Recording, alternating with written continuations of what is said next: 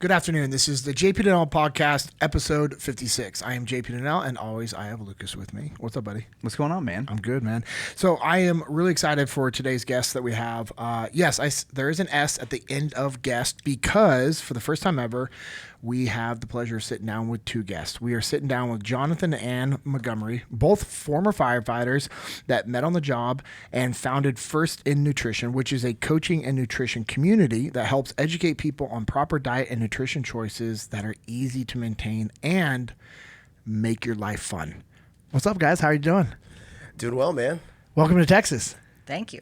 Here for Muster 20. How's the travel in? It was good, man. No complaints. We left kind of a tumultuous situation, having just got out of the storm, so we weren't really sure if we were going to be able to make it or not. So I was curious at how that was going to work out and what your guys' plan was for just everything crazy that's going on in Florida. So you guys' place is decent, good? It's good. It's untouched. We got super lucky. There was tornadoes south of us, a lot of them, and there was a lot of fatalities. People lost homes. 45 minutes south of us. This was unprecedented, the tornadoes that came through Florida. This doesn't happen. So we got really, really lucky. The community has been pulling together, which is cool to see on Facebook, social media. Everybody's posting, how can I help? What can I give you? So that's been the silver lining. But, man, it was rough. Cool. Yeah, and were your folks, they were in the hurricane that hit like days before the one that came at y'all's place. How are they doing? they were fine. They just got power back yesterday, so they're excited for that. You know, man, my dad's from Ohio. My mom's born and raised in Florida. And so, you know, dumb Florida, man. If there's a hurricane, we're going to stay and ride it out. Yep. You know, and I guess if they were in a mandatory evacuation zone, they would mandatorily evacuate, but we tried to get them to leave, and they just wouldn't. And fortunately, you know, they live on a canal, and it was rising, getting close to the house. And, you know, my dad's out there cutting branches off the car so they could come meet us for lunch, you know, just getting after it. And love it. You know, I mean, it's Florida. So there's sometimes, I think, a little too much bravado. I think people take it a little too cavalier, but, you know, at the same time, you know what you know, and the good thing about a hurricane is you know when it's coming, so you can prepare the best you can. But yeah, it was a little up in the air. What's travel going to look like? How are we going to get here? So we're just happy to be here and glad we can make it. How's Birdman doing? Birdman's good. Birdman's doing well.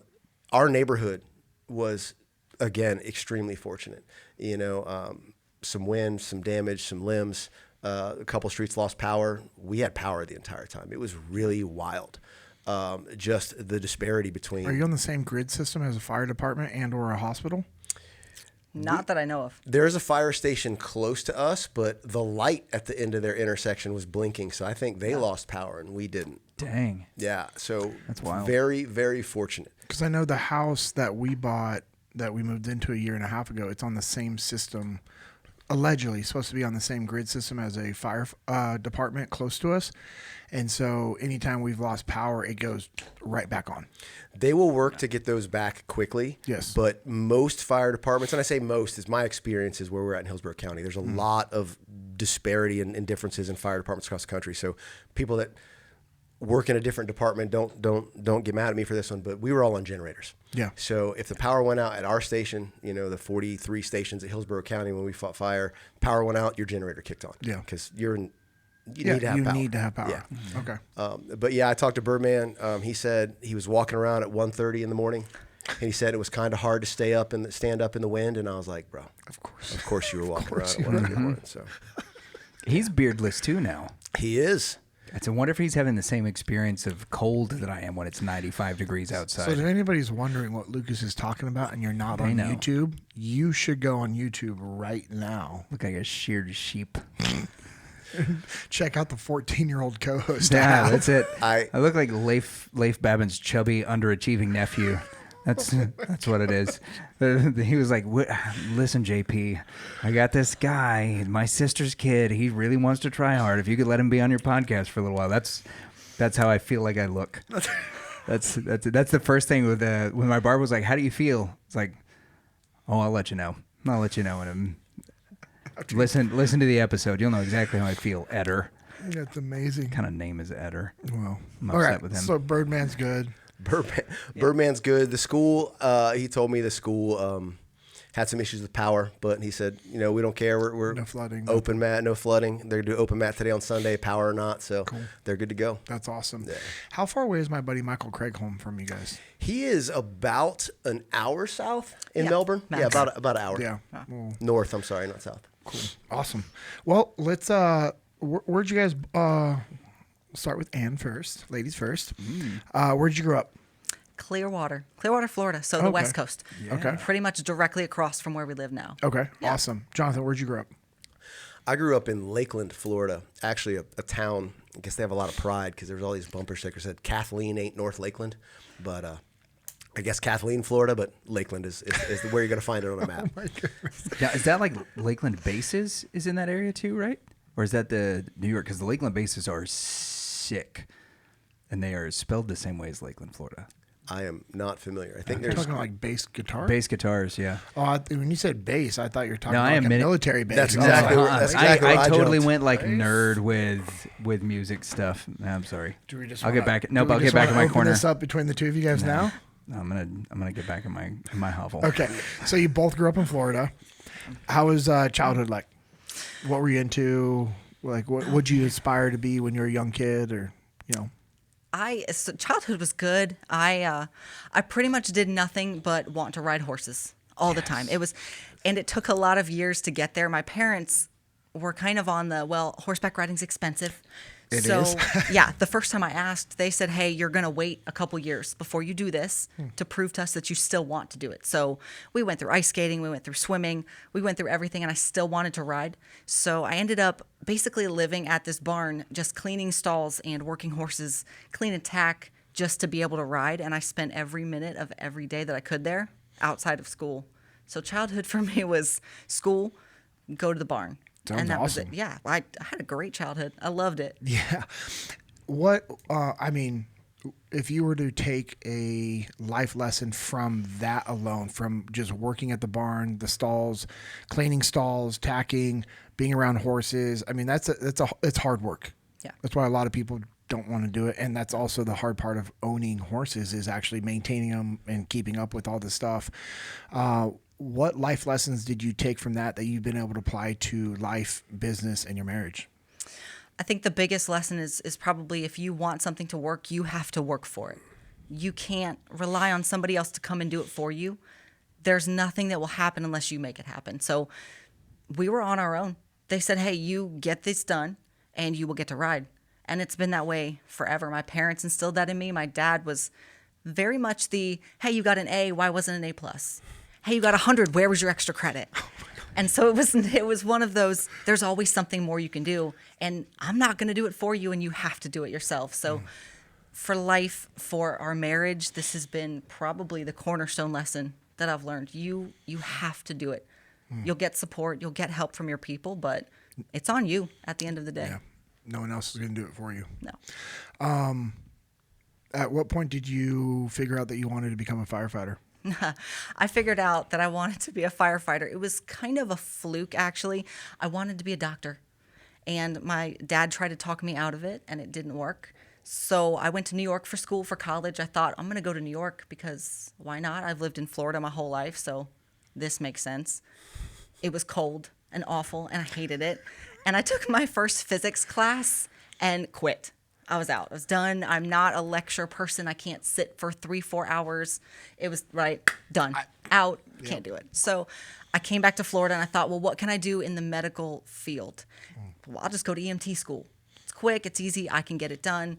I was sitting in EMT school and the chief of Tampa Fire Department came in and he goes, hey, if you're a female, you should apply for fire school because you'll get a job because you're a female.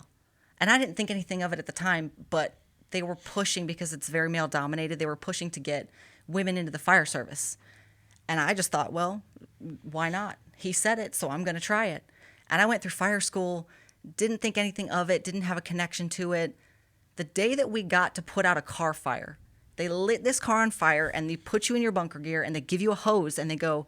The minute I got up close to that car, I was like, this is it. I can do this. I am standing in front of a burning car fire and I get to put it out and it doesn't hurt and I am safe and strong. And it was just, that was the moment. That's awesome. Yeah. What so that had to have been a challenging time though to also want to become a firefighter, because they're saying, hey, if you come be a firefighter, you're going to get a job because you're a female. Now, did they change the standards for females, or did you still have to maintain the same standard, or how does that work? And what was a posture towards females coming through? Because I know there had to be some guys that were maybe not supportive of that. So you had a battle in front of you, I would be willing to guess. Yeah, it's Okay. of course. I didn't know that there was that kind of battle coming. I had never been in a male-dominated field. Got it. I didn't have any instinct or background in you're a female, so you can't do this. That was never Yeah. put into me as a child. So, fire school standards are the same. Good. You are expected to do the exact same thing. The weights are the same. The hose lines are the same. If you can't do this job, you weren't going to get hired. And that was the standard for us. So the standards are, whether you're male or female, it's the same. Yes.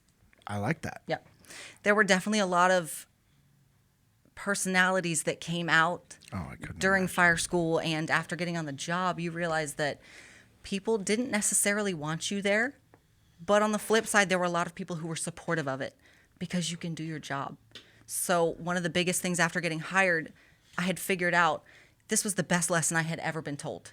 Someone told me, hey, keep your mouth shut and do your job. That's it. If you can do that, you'll be a great firefighter. You will learn. People will respect you.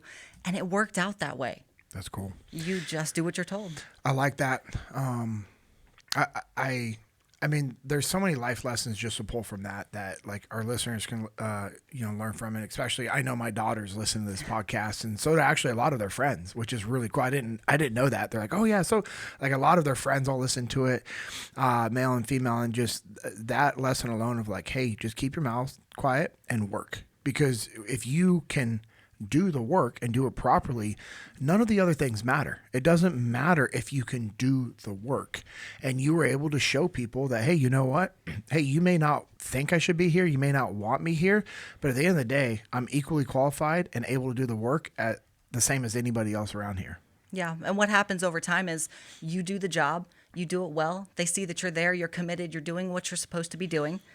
If you're not working a call, you're studying. Mm-hmm. You're studying, you're learning, you're cleaning, you're doing what you're supposed to be doing, and that respect follows. But you have to start it with doing the work and being respectful of this culture, these rules. You respect the people above you on the job. Yeah. Once you do that, they give that respect back to you. That's cool. Yeah. You have to give it before you get it back. That's you it. didn't go in there demanding or expecting respect. No.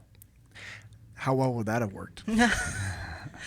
There were a lot of people on the job, and this was male and female. Mm-hmm. When you show up and you don't give that respect and you demand it from people, you see they start butting heads. Mm-hmm. There are arguments. People got kicked out of stations. People got fired from the job because they created so many problems for other people.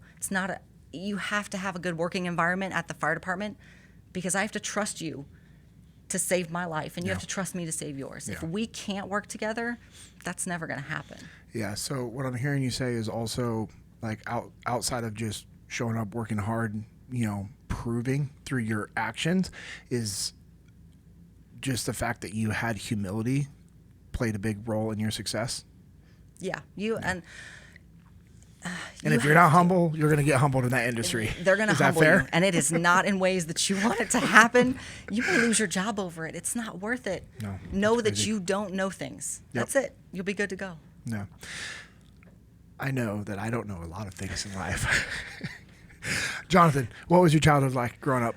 Man, I'm really fortunate. I know I've heard you talk about it a bunch of times, like how much your parents, just the positive influence they had on you. Yes. And we could probably, fight over it or whatever. Yeah. You'd win. But, I had the best parents I could ever ask for, man. Yeah. They lived below their means and sacrificed everything so I could have the childhood they didn't have. My dad's father was 50 when he had him. So he had kind of a different experience growing up on a farm in Ohio. And my mom's father was a union rep in the 50s, so she had a lot of interesting experiences. Crosses burned in her yard, people not allowed to play with her as children. And not only that, he was an alcoholic, so for all the good stuff he did as a union rep in a time when unions weren't necessarily looked highly upon, he had some bad sides too. So she had a really rough childhood. my dad had a really different childhood, and when they got together, they decided if they were going to bring a kid into this world, they were going to give it the best childhood they could, and I really think they did. They lived below their means their entire life so they could put me first, and they just showed me a really awesome example of what self-sacrifice looks like. That's a really good life lesson to pass on for anybody that's listening right now. Was there anything that, like, throughout your childhood growing up that you think back to, like, it was like a defining moment or something that led you to the fire department? The fire department for me was kind of like Anne. It's just kind of something I fell into. My whole life growing up, everyone thought that, oh, this kid's so smart. He gets all these good grades. He's going to do something academically inclined. And that's cool, man. That's great. Grades came relatively easy for me. But what also, I got into as a kid was rock and roll, man. I got really into the punk rock and the hardcore scene. Cool. And with that came a lot of different belief systems that don't necessarily fall in line with the status quo, I guess you'll say. And so when it came time to start getting ready for standardized tests and getting ready for college and all these people that have been, approaching you and offering you scholarships or whatever, and they want to see these SAT scores, I just decided that they were culturally biased and I disagree with what they stood for, so I refused to take them. And I drew my line in the sand and I said, I'm not going to take these standardized tests. I don't care if you don't want to offer me a scholarship anymore. I won't go to your prestigious institution. And they said, okay, no problem. Yeah. So my whole life plan of go to college or whatever was taken away from me. And so I said, well, if you're not going to go to college, you might as well just start a band and go on tour. It's a great plan. And a lot of successful, wonderful, handsome guys have had that plan at this table. Right. And so that's kind of where I went, man. I went from my whole life was planned out for me. I'm going to go do something or other. Nothing really appealed to me with all these academics. School just came really easy to me. To now I'm just going to go ahead and get on the road and hang out with my dudes and play rock and roll. And did that for many years, maybe a little bit too long. And when I got done with that, it was like a really big, I don't know what's next. Like what am I going to do? And I mean, I had managed a record store. I had picked up skills from being in bands for freelance graphic design websites. I was doing websites and graphic design for some of the big companies in the MMA space because I had started Jiu-Jitsu when I was a kid. So all these kind of things went together, did some shirts for Warrior Wear and did some UFC fighters websites and stuff. And I kind of had this like little hodgepodge of skills, but, nothing was necessarily, going in a great direction. And, when you're sitting around in your boxer shorts, making $100 an hour, playing on your computer, making design, everything seems like it's great until the economy hit. And, 2007, 2008 were really bad years for people to start clothing companies and businesses. And my money that I was making kind of went away. And, came home, stopped touring. Fortunately met a guy at Jiu-Jitsu, my best friend, one of my best friends in the world, man, a guy named PJ Packard. And he was a firefighter. And, you roll with this guy. You punch this guy in the face every day. You train. You start learning about him. And everything he told me about his job, how much he loved it, it got me interested in it. And everything he said to me, it sounded like it's a pretty punk rock kind of career. Every 24 hours you go hang out with your friends, you tell some bad jokes, you eat some food, and you go help people. You go try to do something good for the world. Sounds rad. And that's kind of how I felt. Like, I felt it was a very punk rock thing, man. I was like, I want to get into this. And he, fortunately for me, made sure I was serious. He said, if you're going to do this, you're going to do this the right way. You're not going to go be a slug. You're not going to go phone it in. You are going to take it serious, and you're going to be prepared for it. And he helped me train to get ready for EMT, for standards, for medic. He was kind of like a mentor the entire time. And he just kind of walked me through it. But it was really getting to meet him and see, what his life was like and how he felt about the job that got me interested in it. Dude, that's so awesome. That's cool. Some of my favorite training partners at Double Five are all firefighters. They're just awesome. And I obviously have a lot of great training partners at Double Five, but all of them that are firefighters are awesome humans. Like every single firefighter that I know that I train with is just an awesome human being, and they have that same attitude that you were talking about. And one of them, I won't mention his name because I don't know if he wants his name mentioned or not, and I want to respect that. Great dude. Has a son that might want to become a Navy SEAL, and I'm like, yes, please, please, please. We need good young men to become Navy SEALs. Well, he was sitting there the other week after Jiu-Jitsu, and he was just sitting talking with Aiden, our son that trains Jiu-Jitsu now. And Aiden's 18, graduated high school, just kind of like trying to figure out what he wants to do next. And we didn't he wanted to go get a job, and Amanda and I both were like, dude, you don't have to go get a job just to get a job right now. You're training jiu-jitsu all the time. You help out around the house. You do a lot of stuff. Like, trust me, you can work the rest of your life. Like, let's just enjoy the summer as a family and take some trips and do some stuff. And it's not because Aiden doesn't want to work. Like, he wants to work. It's actually Amanda and I going, no, we want to be selfish as a family, because I've been so busy the last 8 years, and it's like, no, I want to let's create some memories, that you graduate and do some stuff. But anyways, this guy was like talking to him, and he was telling Aiden about the fire department and all this stuff, and he was just like, hey, I just want to give you a heads up. I don't know if I crossed the line. I just was explaining to him all the benefits and everything else like that. I'm like, thank you. I would love, if that was something that could be on Aiden's interest list, I would be so fired up. That would be incredible.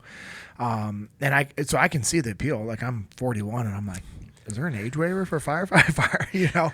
It's a very appealing industry to be a part of, and one of my best friends, Danny, who's been on this podcast, that works for us at Echelon Front, he was a firefighter for 17 years, was on the SWAT team as a medic, and has incredible stories. But I also know from his, and I'm sure we'll open up this door, it's a very demanding job that takes its toll, physically, mentally, spiritually, and if you don't have the proper balance, it can really take a lot from you. Absolutely, it can. It's a very rewarding career. Again, it fell in line with a lot of everything in my background growing up, because you're not making widgets. You're not necessarily pleasing shareholders. You're there to help people. Yeah. And help good people do good things is kind of what it's always been about, what I've always wanted to do, and it's a great avenue for that. But as rewarding as the job is, and as much as it can give, it can take just as much, if not more, from you in a lot of respects. And I think it's something that doesn't get talked about enough. It's not put in the brochure at fire standards. They don't talk about it during recruiting, but it is something that hopefully is getting a little more attention, so people understand that, hey, if you want to do 20, 25, 30 years in this profession, you got to start taking care of yourself before you get on, not 15 years on the job. Yeah, because at that point, you're just well behind the power curve. And everything that you and Ann have just said, it makes sense as to why you guys do what you do now with First in Nutrition, which I know we'll get there. But it just, I've been watching and seeing what you guys have been doing with First in Nutrition for a couple of years, and it was always just very intriguing to me in regards to just the level of fulfillment that you guys must have. Just helping people understand that you can actually eat healthy and still have fun. You can have a healthy relationship with food, that you can actually take control over your life through your diet, through nutrition, through proper planning and education, and the community that you guys have built. And I know I'm very fortunate that my parents taught the three of us Dinnell kids at an early age. We understood what macronutrients were when we were in elementary and junior high. We knew that if you eat a protein-rich diet, you're going to have longevity and health, and that if you focus on your protein, that you'll lose fat, and that you'll be healthy, and that if you're feeling sore and tired, it's because you haven't been consuming enough proper nutrients and your diet is out of we're learning these things in elementary and junior high. And as young athletes, my parents would teach us how to meal prep. And, I remember in the fridge, my dad having a bottle of amino acids that, you would take as a daily thing. It was just really cool, having that background, and then having that base and foundation for me going in the military definitely helped. And then now for me being a part of your guys' community, on your guys' plans, it's awesome. I'm like, oh, this is all the things I know.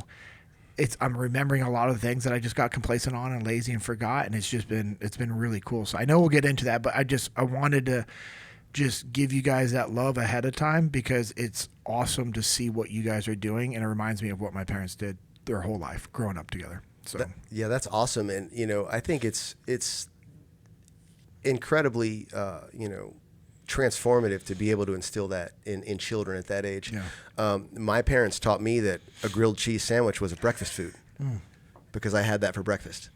And it took me, I was dating in my 20s, and a girl I was dating at the time was like, "What do you mean that's not a breakfast food? That's for lunch. Look, it's on the lunch menu at Denny's." And my mind, it kind of had an impact on me. I've been lied to my whole life. Well, So I'm glad you had a different. yeah. Well, there are. I learned from dating, and then marrying a beautiful Southern belle from Mississippi, that there are people in the South that think macaroni and cheese is a vegetable because it's served as a vegetable side in a lot of restaurants. And a lot of barbecue places. Yeah, it's one of your veggie sides. It's right there next to the green beans and the mashed potatoes is macaroni and cheese. Okay, I was today years old when I learned this. Yeah. I've It's a never real heard thing. this. Mm-hmm. Well, But we're Florida. We're not the South, right? Yeah. We're kind of separated. But think about all this: makes sense. But if you've lived in Mississippi your whole life, and you see macaroni and cheese on the veggie side list, yeah. I mean, and I want anybody that's listening, I am not saying anything bad about No. that. It's just, if you don't know, and no one's ever taught you that macaroni and cheese, while it's delicious, Yeah. It's one of my favorites. is extremely high in fat, and then carbs, and then protein's the lowest ranking thing there. Much like peanut butter. Exactly. And everyone's like, oh, okay, are we opening that door right now? How peanut butter is not a protein source? I don't know if we want to break that many hearts right this early in the podcast. We do want them we to kinda listen until did. the end, but Right. What kind we just did. spoiler alert, Yeah. peanut butter is not a protein source. It's not. It's a fat source. 100%. It's a great fat source. It is. It's a great fat source. And then depending on the peanut butter you eat, it's a carb source second. Yep. Yeah. So, And then, again, protein last. Kind of like mac and cheese. Yeah. and if I had to pick between the two, I would pick mac and cheese. Oh, for sure. Oh, I would pick peanut butter all day. You're I would fired. pick. no. I would pick mac and cheese, because then I can add Peanut chicken, butter? steak, and Oh, or tuna fish to where it, you're and going. make it a somewhat macronutrient balanced meal. Full circle back to rock and roll. Yeah. Because we were not at the level with the tour buses were coming. And we were getting That's the weird. riders and the brown M&M bowls. But one of the things that, in my years of wisdom that I would teach to the bands as we, went through different bands and tour was like, hey, you got to bring food. And Easy Mac packs Oh, yeah. with purse tuna. Yep. Mix that combo. You stop in the gas station, mix it up. You're not far off from somewhat decently balanced macronutrients, Not one correct? bit. That's it. Yep, you can do it. I know it's not ideal. It's like she's cringing right now. She's cringing because of a lot of different reasons. That's But the best you can do when you're living out of the back of a van, right? get- And the and alternative- you'll find them at every Factual. Yes. Better than every the convenience alternative, store that's right? there. The alternative was Taco Bell. So all day. yeah, All day. yeah. Whenever I'm doing something, I've done something Get out. good. No, Get out. You're in. Taco Bell's He's Taco out, Bell's you're not in. my place, but also I've had too many people that have had, let's say, accidents in or around a tour van because of Taco Bell or bad food, and they're like, it has to happen now. I'm like, bro, there's no place That's to not stop. Taco Bell. It's their weak genetics. Exactly. It's also, did they spend enough time? It's kind of like iocane powder. Okay, do you know about iocane powder? It's kind of like iocane powder. Oh man. You can build up a tolerance to it. Yeah, just a little bit every day. Wait, hold on. I built up an immunity to iocane powder. What is iocane powder? Have we not seen The Princess Bride? The No? best Okay. movie ever. It is the most perfect and complete movie of all time. Iocane powder is a made up thing from that movie. Hold on for a second. Are you telling me the Dinnell children have not seen The Princess Bride? Oh no. Starring Carrie Ells and Andre the Giant. Oh yeah, I saw that. Yeah, You and think that's Mandy the Patinkin. perfect movie? Bro, it's got everything. Everything. I'm really rethinking a lot of things. Oh about my our gosh. Yeah. The You've got perfectly drama. ba- Inconceivable. Yeah, you got drama, you've got know, okay, comedy, yes, I know you've that got line. romance. Yeah. It's got enough of everything where it is the perfectly balanced movie. So much like iocane powder, you can build immunity to it. You can do the same with years of touring on Taco Bell. This is true. And it will stick with you now because every time I post Taco Bell, let's say I do something, I cross something off the honeydew list, did something to get a gold star from the boss over here. Right. She will take me to Taco Bell. It's true. And when she does, the comments like to, oh, how do you do that? Immunity. That's got to be it. I've never had issues from Taco Bell. Me either. Stephen Little talks about it, same thing. Josh Strasburger, same thing. I also grew up eating Del Taco out in California. Legit. Del Taco is far superior to Taco Bell. That takes nothing. And just about anything is far superior to Taco Bell. You, sir, Alpo is far superior to you, Taco sir, have Bell. never had a Mexi Melt, and I can tell. I have, yeah. The Mexican melt's not bad. Cheesy bean and rice Oh, burrito. hey, Cheesy bean and rice burrito. Not Add bad. steak. Add steak. Now we're talking. Mexican pizza. Alpo, Brought back. add mac and cheese. You know what, Lucas? I'm going to just shut off this real quick. Okay, so let's go back to you. You're now a firefighter. You're a firefighter. How'd you guys meet? You got this one. Are Yeah, we this going one. with this one? So when we met, it was literally second only probably to the romance in The Princess Bride. Like it was literally I pegged you for a buttercup. a love at first sight moment. I was sitting down, our desks, our little 2-seater desks that we had in class. You get your names on them or whatever. Everybody's assigned seats, and I got there super early because if you're on time, you're late. If you're early, you're on time. And I see this vision of just beauty and jacked grace walking across the front of the classroom, and she was carrying a gallon jug of water. Oh, yeah. And she set it down on her desk, and I looked down at my gallon jug of water that was on my desk, and they matched down to the cap color. And that was it. Like, I'm not lying. Love at first sight when she walked in, and I nudged the guy next to me, Jambroni. I said, "That's mine." And he's like, hey, yo, I think that's mine. I said, "Watch and see how this plays out." I said, that's mine. And that was it for me. It did. You didn't really super love me. A couple days later, I had brought pretzel M&Ms. I don't know if they make them anymore. They're do. amazing. Yeah. Okay. I brought a pack. Some people wanted some, so I was sharing them around the room. And when this one wanted them, we were out. So said, "Where's Jonathan mine?" didn't get. Yeah, he got severely angry that he didn't have pretzel M&Ms. So the next day he showed up. We had gallons of water, and he had pretzel M&Ms on his desk, and we were okay. We were good from there. It's a true story, though. Seems like a little love at first sight was going both ways there, too. You know what I'm saying? So you brought him pretzel M&Ms the next day. I did. I felt bad. She showed up early and did. put them on my desk. Oh, that's Maybe awesome. that was his move, and he's just never revealed to you that he was See? watching the pretzel M&Ms go by, and he was like, "If I get a little further in line, maybe I can get some guilt action here and see how interested she really is." He thought it through. Layers to the game. Come on, baby. That's awesome. Got to let the game come to you. That's what happened. So okay, so you guys meet, and then how soon until you guys started dating? It was pretty soon into paramedic orientation. I remember, they gave away our first official date. Hillsborough County had offered some MMA tickets. So free MMA show going on at the arena, and first responders could come get them. So I was like, "Hey, you want to go to this fight?" And I'm a pretty smooth guy. I'm a pretty suave guy. So I set this up to where our first date was at an MMA fight, and it was going to be Ann, myself, and my best friend, Sweet. my roommate at the time. And I said, "Hey, not only are we going to do this weird, awkward triple kind of first date thing," I was like, "but go ahead and drive from your house in Tampa to meet us in Lakeland so we can drive together. And why don't you just go ahead and meet me and my buddy at the KFC where we were going to be eating Double Downs." So I don't know if you guys remember the Double Down, but the Double Down, for listeners who may not remember what the Double Down is, the Double Down was a fried chicken breast with a slice of cheese, Oh yeah. a couple slices of bacon, some sauce, and another slice of chicken breast. And that was the sandwich. The buns were the chicken breast. And so me and my buddy, we were super into these Double Downs.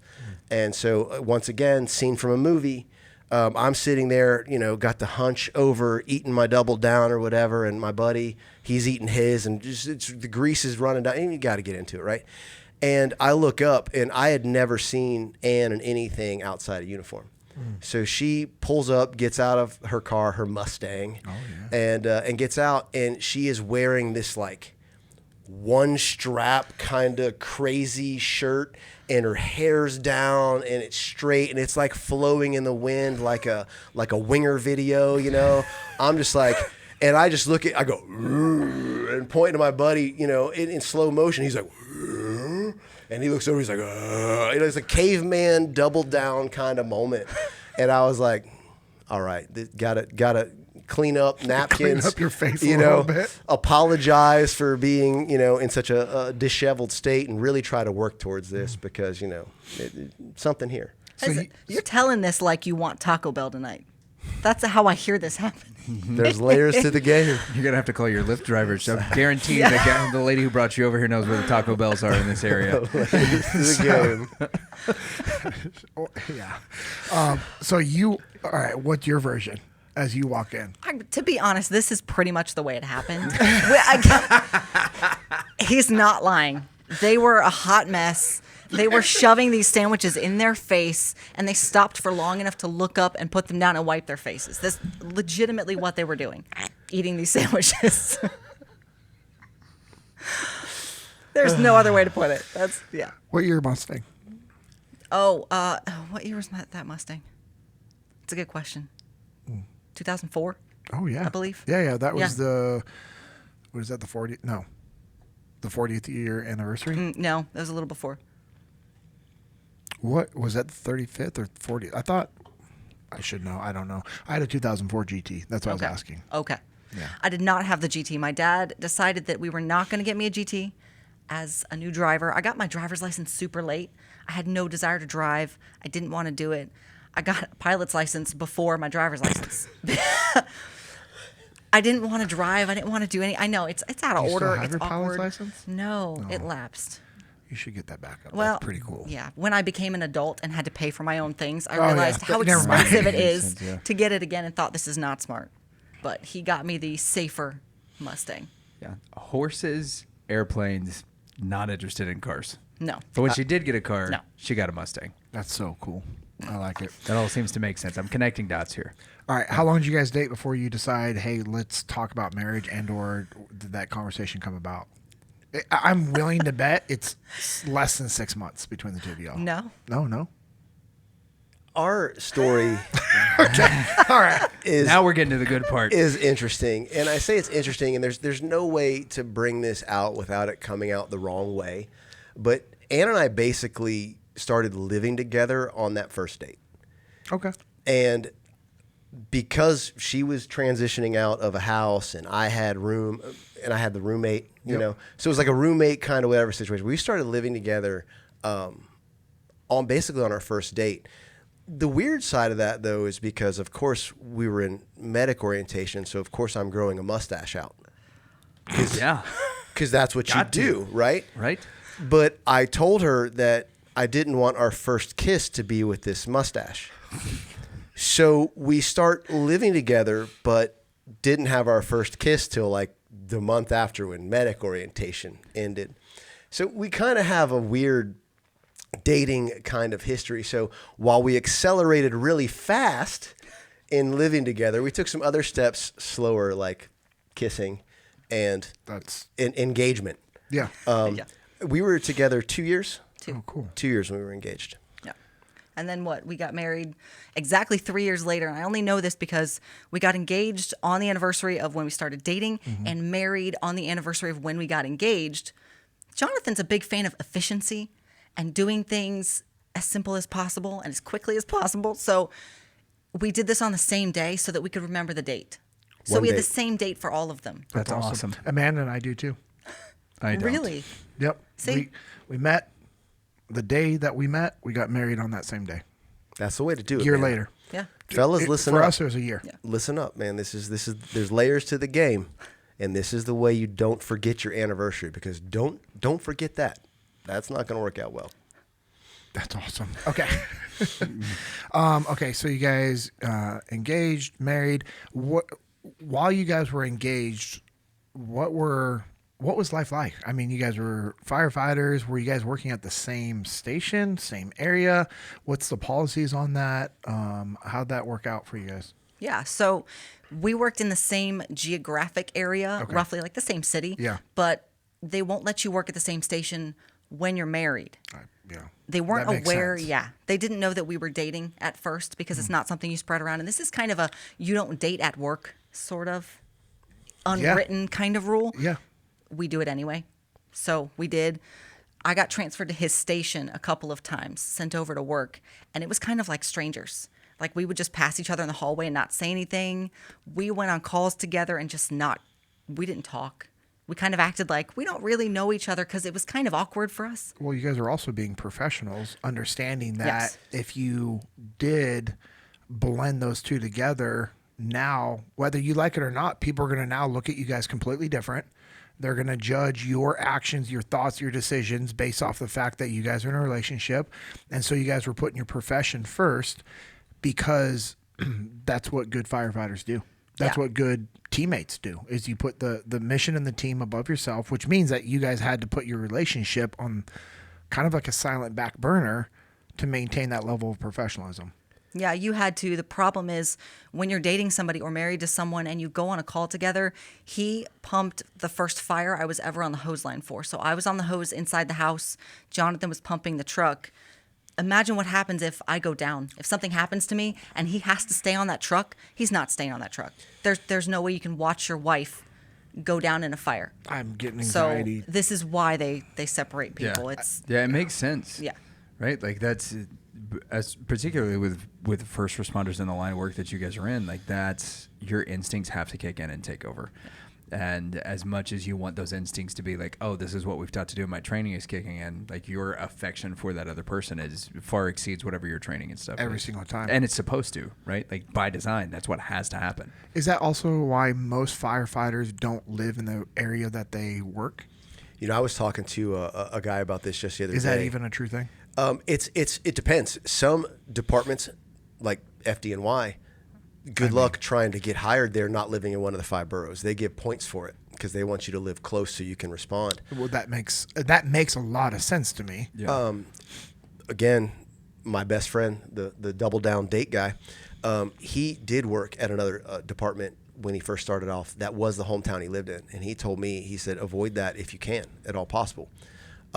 He said, because the last thing you want to do is be in the grocery store and see somebody you just ran a call on that you couldn't help their loved one, or you couldn't save somebody, or they lost everything and you and your buddies were high-fiving because you had a good attack on the fire and they saw that and now they want to come get in your face about it, or the guy that you handed over to law enforcement to get Baker acted and now you see him in the grocery store. Yeah. You may not want to do that. So we worked about 45 minutes away, all of our stations, and I think that is if you can separate the geographic area that you work in where you live, I think it's a good idea. Okay. I mean, yeah, that makes a lot of sense to me. It also makes sense to me what you said for New York. So it's... Well, and you got so many people there too, right? Right. Like because there are millions and millions of folks there, the likelihood that you run into is probably much lower. But the necessity of being able to get there, especially with the way traffic and the street systems and all that stuff, makes it a lot of sense. That's crazy. How long were you firefighters before you decided that you were going to make the transition? This is an interesting one, and Anne had close to 8 years on. I had 7, and we never thought in a million years that we would leave the fire service. That wasn't in the cards. But being able, we talked about it before. Everything the job does. I was rapidly on my way to being one of those statistical firefighters you hear about. In standards, I was about 170, 175 pounds soaking wet, and I was following these guys, 70s big at the time, and their tagline was, if you're not above 200 pounds, you're not an adult male. And so I just decided I got to get my adult male card. So best friend PJ to the rescue, all 6'4", 275 pounds of them that I did jiu-jitsu with, going to help me get over 200 pounds. And boy, we did it. You know, every wacky Wednesday, covering pizzas with olive oil, you know, the whole JB Dave Tate, you know, scenario. Put the calories on, and man, I clawed my way up over 200 pounds. And then I got on the job. And the next 40 came a lot quicker than that 30 did. And so, you know, about 5 years in on the job, I was around 240, powerlifting, riding the ladder truck, thought I was jacked. And third life scan, third year in a row of going to the department, you know, very intensive, ultrasound your organs, you know, they want to protect their investment kind of thing. Third year in a row of going to that and hearing, hey, your blood pressure's here, your hormones are here, your blood work's looking like this, you know, all these things are going wrong. The PA finally sat me down and she's like, hey, do you see this trend you're on? She's like, this has been 3 years. What do you think the next 30 is going to look like if you're in this direction? And that's kind of when I was like, man, what am I doing? You know, what am I doing to myself? What am I doing to my brothers? Am I more of a liability than I'm an asset now? And most importantly for me is what kind of man am I for my wife? You know, we were married at this time. Yeah. And I was like, I'm not the best version of myself, clearly, and I need to be able to fix this. And, you know, finally, you know, I thought I was doing everything right. I was reading the books. I was picking up the weights. Look at me, man. I'm deadlifting close to 600 pounds. Everything's awesome. I'm the man. And, you know, you can tell yourself, you know, you can rationalize a lot of your behaviors. Discipline is rooted in the truth. Discipline is rooted in the lies that we tell ourselves. And you know what, man? We are very good at lying to ourselves and believing our own hype. And, you know, being able to finally realize I'm not going to be able to do this on my own. I got to get out of my own way and get, you know, this isn't working, get guidance, get support, get, you know, a plan and actually follow it. Don't just shiny object and jump around, which I've been doing my whole life. And spending that next 6-8 months, year to you know, literally reverse the sickness I was in, you know, putting on myself. I looked around the table at the 13 other guys that I was assigned with, and I watched them all get worse over the year. They saw me bring my food. They saw me do my thing. They saw me go from you know, not having a vein in my arm, complaining about my bad genetics and deep veins, to being vascular, to, you know, having abs, to doing all this stuff. And they just got worse over the entire time. And I came home to Ann and I said, who's doing this for us? Who's here for us? And the answer was no one. So I said, we'll do it. We'll start doing it. And, you know, it was one brother at a time. Hey man, you know, you cover, you know, this shift for me and I'll do some coaching for you. Work for me here, I'll do some coaching for you. And it just started like that. Like, how do we be the change we want to see? And from that, it just escalated to the point where we were partners in another organization, doing coaching, going back and forth between where we live now, Vero Beach, to where we were living at the time in Lakeland. And it got to the point where we had to make a decision. And we just couldn't handle 100-hour weeks anymore. Bookending, working a 24-hour shift, commuting 2.5 hours, spending the week working there. She was training people in person in the gym, driving back to work another 24 to repeat it again. It just was untenable. Yeah. But that is necessary when you're going from one thing to the next. Most of the time, well, especially when you're starting a business, people don't 100%. Understand that when you're starting a business, unless you can go get a loan for $500,000, you know, so that way you can cover your living expenses for a couple of years while your business doesn't make profit for the first 2 to 3 up to 5 years. Like, that's what's required is 100-hour work weeks of your regular job, and then also actually building a business to the point where you're like, okay, well, if I don't make this transition, I'm going to actually hurt my business. So you recognize you were at that transition period. What was the conversation like during that transition period? I don't know that we had a lot of conversations, to be honest. We were pulling 100-hour weeks. We stayed at various places. We slept on some floors. We stayed in what we refer to as the frat house. Yeah. There was 5 guys, junk everywhere, people that didn't like to clean, and we were living in some dude's room, spare room, as a married couple trying to make this work. And I don't think that we had a lot of conversations during the time frame. When it came time, we've got a picture of holding ice cream cones in Disney. And we were walking around Disney with my parents, and Jonathan was like, I want to put this picture up.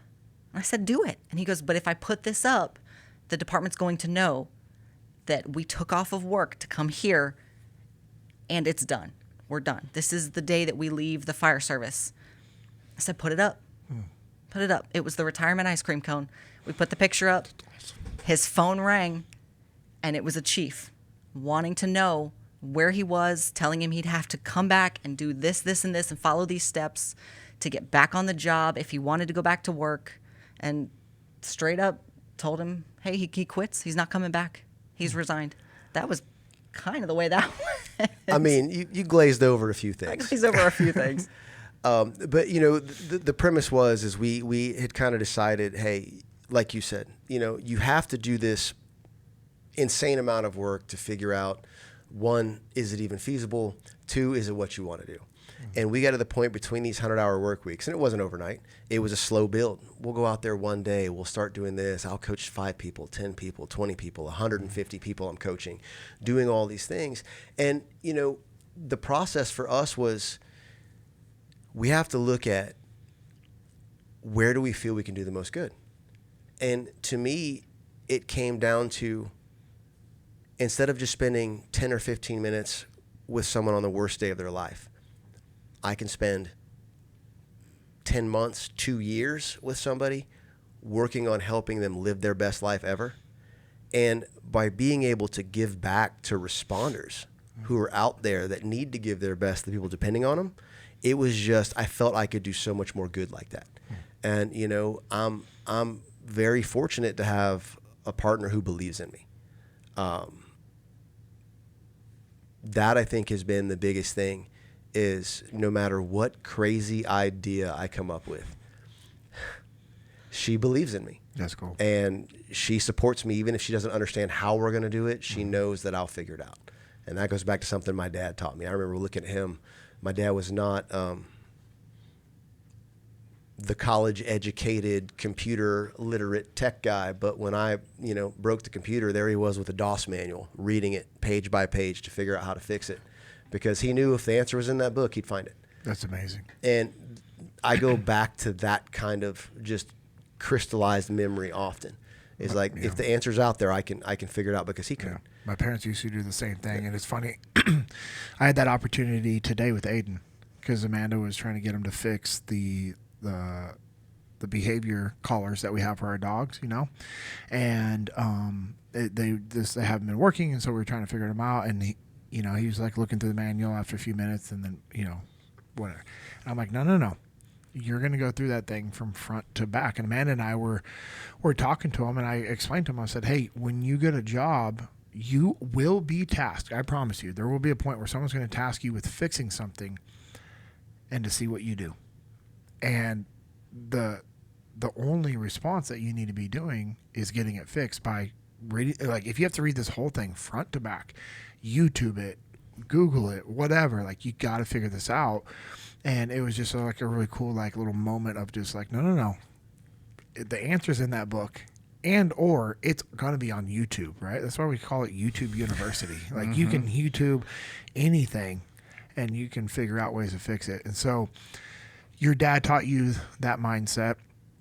You obviously also had that mindset from, your youth working with horses and, just, hey, life requires hard work. And, this business that you guys have, while it's very fulfilling, it's hard work.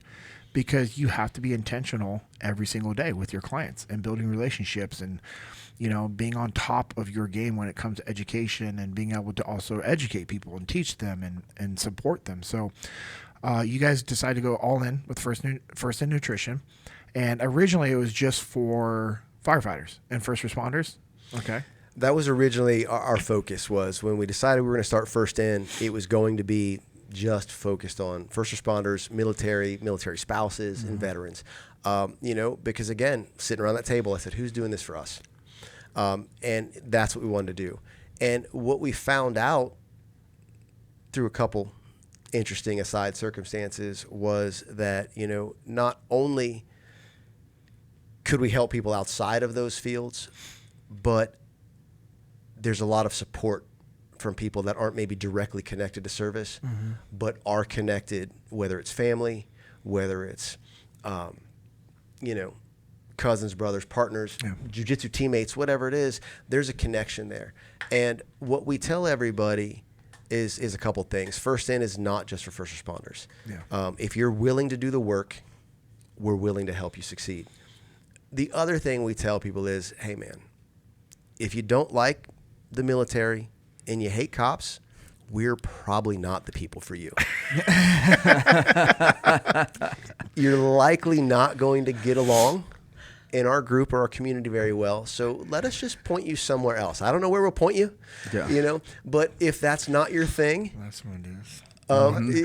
if that's not your thing, it won't be our thing. But no, anybody that's willing to do the work, we can help. That's awesome. But you got to be willing to do the work.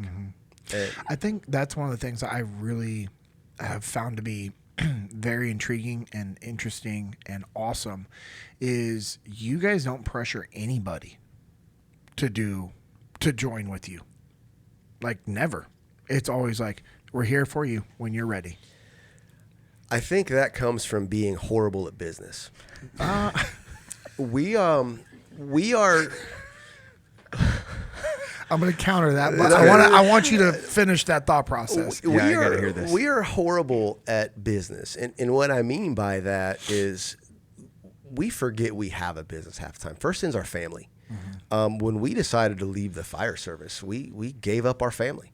Hey man, those brothers and sisters, bay door closes, guess what, man? They got to keep moving on and they got to take care of each other. The machine keeps moving. Yeah. And so we give up that family. So when we decided we were going to start first in, we wanted to be our family first. The family that we were going to create that we gave up to kind of replace that, and be our people. And we're really bad at business. We're not high pressure sales. We're not going to, master the paid ads and, clip over my tripwire to get into my funnel, to get my lead. Man, I hate the fact that I even know the terms that are in this industry. But we're pretty good at taking care of our family. And the last thing we want is for someone to feel pressured to join our family because they're going to be a bad fit. Yeah, and then you're going to have to pressure them to stay. Or we might have to pressure them to out. go, and that's even more awkward, right? So weird. Your app's not working. I'm going to need you to track this on paper and mail it to me. Just make it as painful as possible. No digital pictures. I need you to print them off, attach them to this book. I'm actually going to need you to get it sketched. Yeah. You're going to have Can to you get hire an artist? Right. And, we just found early on that if someone's not ready, they're a bad fit for our family. They're a bad fit for our coaches. They're a bad fit for our culture. And it's just not worth whatever short-term, tactical win, increasing the numbers on the paper might be for the strategic loss that the whole community suffers. Yeah. And, I get it. We're bad at business, but we're okay with that. I don't know if I would say you're bad at business. I would say you just do business different than most companies. And while maybe, who knows, you could experience more sales if you not so much pressure people, but, just change your approach slightly, maybe. But I think the greater point here is you guys are creating a family and a community that's sustainable. And so with that, this is, to me, it's a strategic growth for you guys. And the way you're doing it seems to be pretty solid. You've built this family, this community that is sustainable. About how many coaches do you guys have that work for you? We have 7 total, including Ann and myself. Nice. So Okay. us plus 5. Us plus 5 coaches, and you guys have trained up the coaches. Were they first clients with you guys? Every one of our members of our team is a member first. Perfect. And, it's the way it's always going to be. Yeah. We have people ask, hey, what do I do to be a coach? I'm like, show us who you are. And, our most senior guy, Adam, I've been coaching him for 8 years. And our junior rookie on the team, you've been coaching Kelly for what? 3? Coming up on 3 years? At least. Yeah. And, the thing is when you are family first, you're a member first, you're walking the walk. We see who you are. We see what happens when life throws you a curveball. We see how you handle stress. We see how you handle good times and bad times, how you handle deficits when winter is here and you're hungry, and how you handle and adapt to these things. And that gives us the confidence that you're going to be able to guide a member through that too. And one thing I think that sets us apart from just about any other operation out there is when we say we're walking the walk with our members, we mean it 100%. We turn in the same sheets. We follow the same process. We do the same, there's no secret magical stuff the team's doing that our members aren't doing. We're all turning in and using the same process. And I think that puts our team in a unique position to actually be sharing the journey. And I think that's what makes it truly different is, we've all been there. We know what you're going through. We're doing the same thing with you, not a do as I say, not as I do type of approach. I like that a lot. Yours system is super easy to follow. It is now. You got the new system. We just, I love it. there's no more spreadsheets. Well, I mean, I amazing. kind of like spreadsheets, Yeah. but I'm a nerd like that. But I think what you guys have made is very sustainable. It's easy to maintain. It's easy just to reproduce, that's what's very critical for businesses to be able to create. You guys have created SOPs and systems that are duplicatable, that you can train, that the people that you can teach them to, they can do the same thing. And that's what's going to lead to your guys' long-term growth, I believe, which I think is cool. All right. So let's talk about you guys have any unique stories that you could share from your coaching journey? Obviously not naming names, but any funny or unique stories or from a client or a prospect or that you guys have experienced yourself? We got a guy who's got a first in tattoo on his shoulder. Well, we do have a guy who's the first guy to have ever gotten a first in tattoo. He beat Jonathan to it. He did beat me to it. Yeah. Nice. And it was kind of an interesting scenario. This gentleman at the time had, I think his total was 143 pounds he had lost, and had an incredible life change. And we used to do these things called the First In Family Reunion. And it was our highlight of the year. And this is like kind of, if I tear up, it's not tears, it's the allergies, it's the dust in the air. Texas has a lot of allergies. This is Guys are just getting sweaty. Yeah, the studio's pretty warm. It's pretty hot in here. Yeah.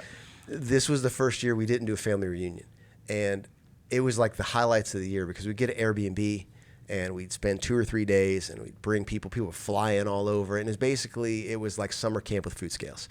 Everybody's coming, hanging. We're all eating every meal together. There's 15 scales out on the bar. 20 people are hanging out. We have pizza night and tacos, and we're all eating and talking about food and not talking about food. And, we went to Halloween Horror Nights one year, and just getting together, man, with people that don't judge you for not going ham on the Chili's queso skillet with fajitas and a lava cake and a pitcher of beer. No one's judging you for doing your thing. And it was just like some of the coolest events we ever did, and we hope to get back to doing them, but we just didn't do one this year. But he shows up, and everybody's kind of getting ready to go to bed. And we're like, hey, good to see you, whatever. He's like, well, he starts telling this story, and he's like, you know what, man? He's like, I was thinking the other day. He's like, I think it was 150. He was trying to celebrate. He's like, I just lost 150 pounds. And he's like, so what did I want to do to celebrate?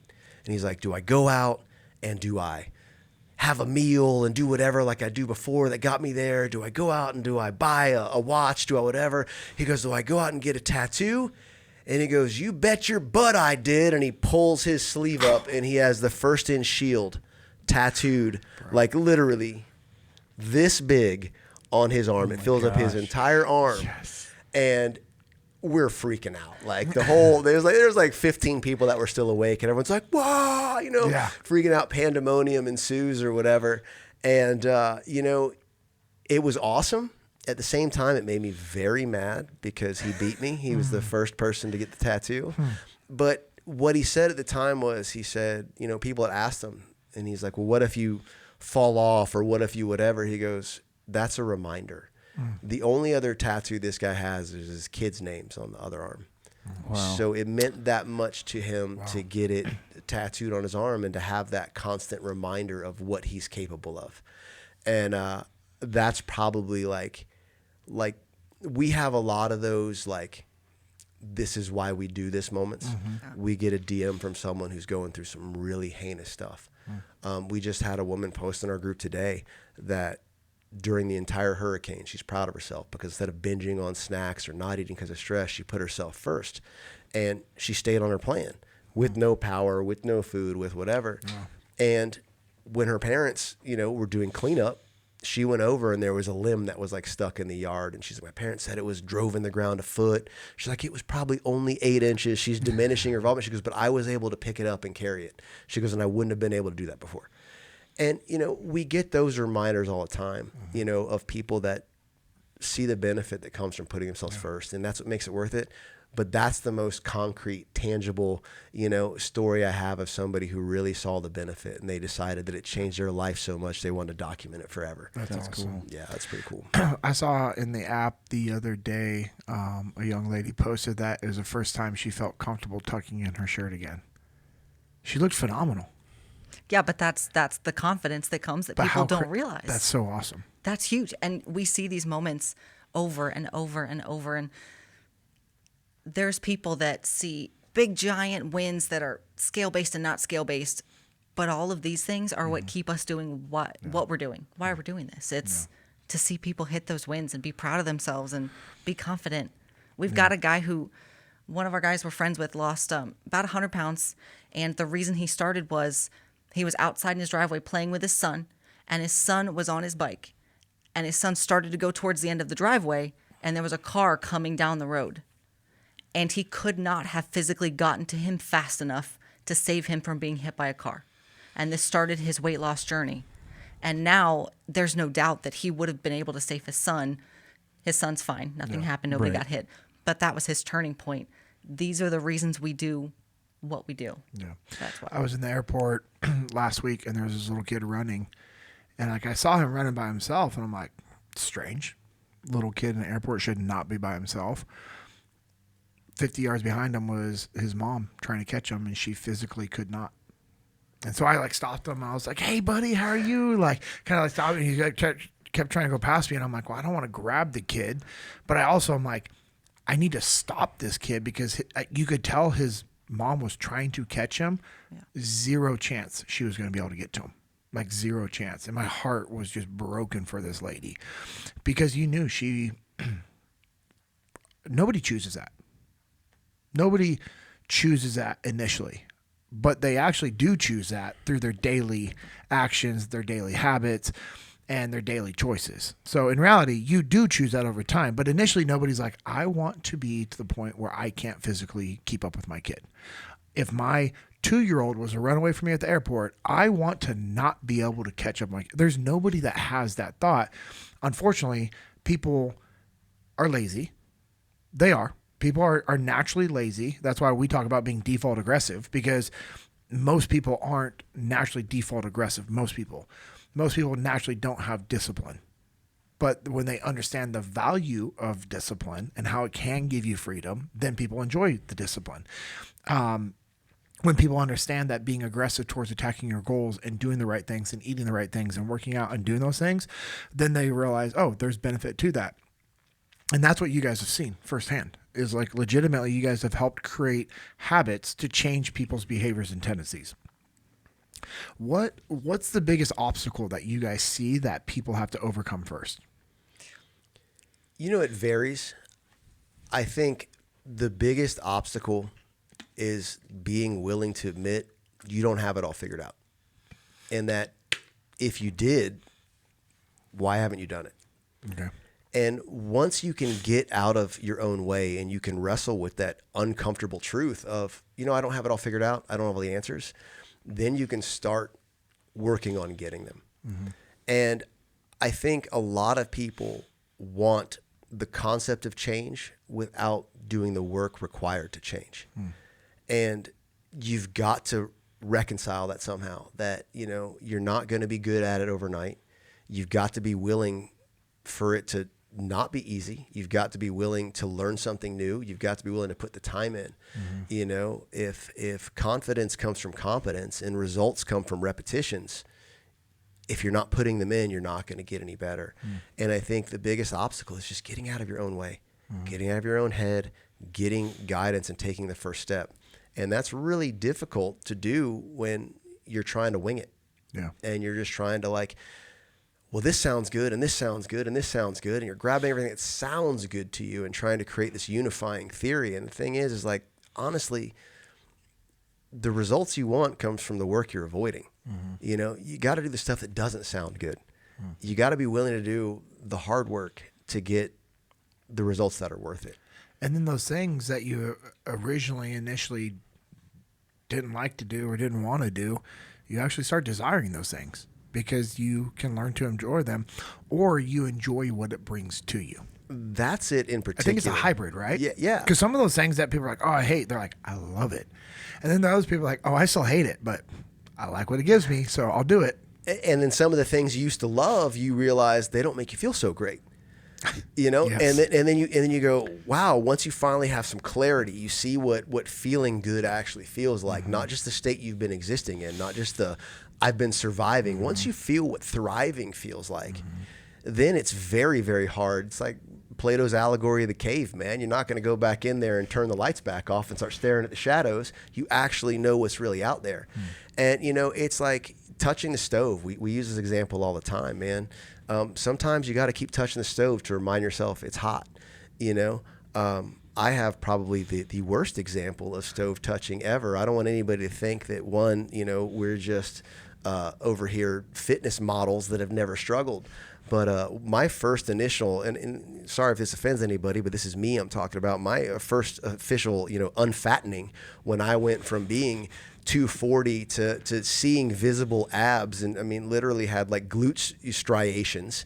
Yes. I was ready to celebrate, man. I was ready to go out and celebrate this. Don't lie. It was gross. And so we just happened to, at the end of this deficit phase, my first one ever, have a cruise planned. And it wasn't just a cruise. Dr. Galkin, Anne's father, he does not just do a cruise. It's got to be a week with a race at Disney, and then a little, you know, a cruise after that with a race in the Bahamas, and then a week after at Disney to recover. So we're talking about 2.5 week trip. And your boy went hard in the paint over here, so hard in the paint that when he came back, he was 19 pounds up.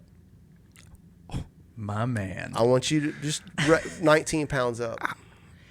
So hard in the paint that one of the nights on the cruise ship, Anne's father had booked the special French restaurant for us again because it was so good. The first 3-hour tasting course, the first time we had it, was so good.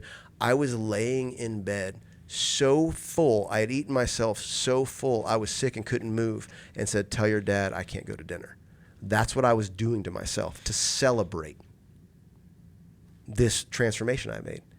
And I came back, stepped on the scale, and was 19 pounds up from the day I left. And this was in 2.5 weeks or 3 weeks? 2.5, 3 weeks. So for over a pound a day you gained, that's a surplus of 3,500 calories each day from what you're burning.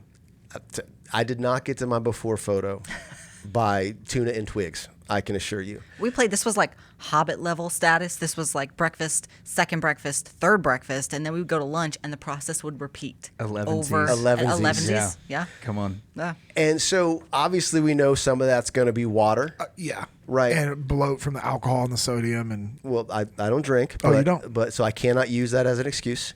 oh, I thought some of those calories were from alcohol. Negative, son. We don't What drink. we're talking about. My God. Negative. This makes Yeah. it even more impressive. Negative. Legend. So the water weight was just going to shake down. Yeah. Caught a solid 11.5 pounds of tissue gain that took the next 6 months to take off. So when I talk about touching the stove and remembering it's hot, I've touched it. I know it's really, really hot, and I was miserable. I ate myself so sick I felt terrible. That's not a good way to celebrate. No. It's not a good way to live. And so whereas, you know, back in the day, Ann and I would have an anniversary dinner, and we'd go to Capitol Grill, and of course you got to get the lobster mac and cheese and the wedge salad and the calamari and the Kona crusted ribeye and desserts coming and all this stuff. And I would try to eat like that. Let me just take a day off. It's cool. It's no big deal. I'll get right back on it. And you do it, And then the next day, you feel so sick. You feel so gross. And every time I would do that, I would realize, like, wow, I was perpetually living like this. And that's why I didn't notice it. And now it's like we go out for an anniversary, and if we go to Capitol Grill, there's to-go boxes going home. That's awesome. And we're not ordering anywhere near that amount of food because we don't need it. And I can make a blue cheese wedge salad at the house, so let's just get what I can't make at the house. And, you know, you realize that, man, feeling good feels good. So why would I want to not feel good? And I think that's part of that, like you were just talking about. Like you realize, like, I don't want to live like that anymore because I don't like feeling like that anymore. Well, sorry. No. What were you gonna say? I'm totally in on that. We had some friends over for dinner last night, and we were, you know, they brought over some steaks. We cooked them up. I made mashed potatoes, and we had a salad, and we were just sitting there eating. It was like the couple we were having dinner with, it's actually David and his wife. Like we don't really like to go out anymore because I have everything at my house. But also, like, learning to cook for myself was a big thing. But I control now every part of every ingredient that goes into it. Like, I know exactly what we're having. I know what my kids are having. I know what I'm feeding my friends. And the portions are right. Everybody is satisfied at the end of the day. And, you know, my first bodybuilding competition, I did the Ronnie Coleman Classic in 2003 or 2004. Prepping for it, I got down to 147 pounds. I came in 6th in the teen division, like, looked great. And when I was driving home, you know, prior to the competition, you're having like a cap full of water 2 or 3 times a day to try to deplete all of your water from it. I stopped at Wendy's. I got a triple meal, large Dr. Pepper, right? Frosty, chicken nuggets. And then when I polished that off, I was like, I'm still hungry, man. So I grabbed a Sara Lee cheesecake at Tom Thumb, pounded that joker, and then went to bed and felt so sick. Like, I had to move down because my upstairs, the bathroom was at the other end of the hall, and I was like, I don't know that I'm going to be able to make it if I have to throw up or whatever's going on. So moved to couch cushions outside of the downstairs bathroom so that I could be close to it. It was terrible. And I was like, if this is what bodybuilding is about, I'm never going to do it again. So I called my coach, and he's like, bro, you are an idiot, right? but that was it. It's like that, like what you're talking about, that touch in the stove thing is you've made all of this, like, you know, wonderful progress, and then to celebrate, you ruin it in one moment. It's kind of, we talk about this quite a bit, and some of it's tongue-in-cheek because we understand there's different paths to reach progress. And if you're happy, I'm happy for you. Even if it's not making progress, I'm happy for you as long as you're legitimately happy. I do feel, like you said, JP, nobody would write down on a piece of paper, fold it up, and say, this is where I want to be in 5 years. Yeah. And can't run, can't breathe, can't climb stairs, can't chase my kids. You know, one thing we say all the time is abs are great. They're awesome. It's a parlor trick. You know, if you want them, you can work for them. You can get lean. You don't have to suffer. It's fine. We can do that. But more awesome is living to enjoy your retirement. Yeah. Walking your daughter down the aisle, seeing your kids graduate, holding your grandkids, you know, not being on ridiculous amounts of medications that limit your ability to function. Those are the things that we're trying to get people to work towards. And, you know, the problem is everybody wants it now, and they want it in something flashy. Yeah. You know? Well, we all live in a microwave society. I mean, think how long we have had access to anything we want because of smartphones, because of the internet. You know, we don't, like, people want it now because they get almost everything else in their life now. And that's just not the case when it comes to transforming your health. And unfortunately, people that are good at business will tell you that they can get you here in a 21-day fix or a 30-day challenge or 2.5 months. Yeah, 7-minute abs. They'll tell you they can do that. And what happens when everybody finishes any program with a timeline or a date? They go celebrate. And they go celebrate with everything they just gave up and just turned their back on. Yeah. And when you're doing that, you have to ask yourself, did I really just accomplish anything if I can't wait to celebrate the antithesis of the program I just signed up for? Yeah. And, to me, it goes back to, man, after 6 months, I couldn't wait to go on this cruise and just break free and enjoy myself. And I didn't enjoy any of it. I actually enjoyed less of it because of what I put myself through. Mm-hmm. And I think that's the thing is you got to come to that in your own way. I can tell you that I gained 19 pounds and don't do that, but it's not until you go out and you shoot twice your daily calories, or you triple your fat grams in one sitting, and you realize, that does not feel good. That's when you touch the stove. Last week, I texted you about that. Last week it happened to me.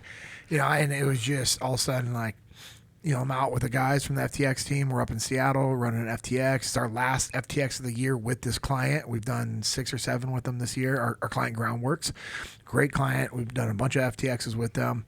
Had the guys, and we're like, hey, we're going to go do a dinner. We're gonna, it was our first night there. I knew the next day when we were doing, so we do the classroom, and the next day FTX, and then the next day classroom again. But I knew that after the FTX, most of the guys were leaving right away, and so we weren't going to be able to do a dinner. And so that night we went out to dinner, and I got super complacent. And even though I'd been doing great, and the weight was coming down, and I was having really good progress quickly again, because your guys' program is very easy to follow, and it also brought me back to a lot of stuff that my parents taught me. And I was like, okay, I remember talking with you. I was like, I know these things. I want the accountability, and I want to do it the right way. And so, anyways, I touched the stove that first night in Seattle. And I remember, like, instead of having discipline and tracking things in MyFitnessPal before I ordered, I just was like loosely ordering like I normally would. And then all of a sudden I freaking look at my totals that night. I was like, oh, this is bad. This is really bad. Sometimes with food, it's better to seek permission before trying to find forgiveness because you can paint yourself in a corner. But the first thing I told you was, hey, man, are you happy with the outcomes? Yes or no? If you're happy, send me pictures. You know, I just want you to make an informed decision. But what you just alluded to is it wasn't informed because it wasn't. You didn't know. And my biggest thing is, man, dude, anytime the juice is worth the squeeze. Sometimes some life events, you may feel that it's good to go. Over time, the hope is when you touch the stove, you leave your hand there less and less. Yes. And you don't get burned nearly as bad. Yeah. And you will see that over time.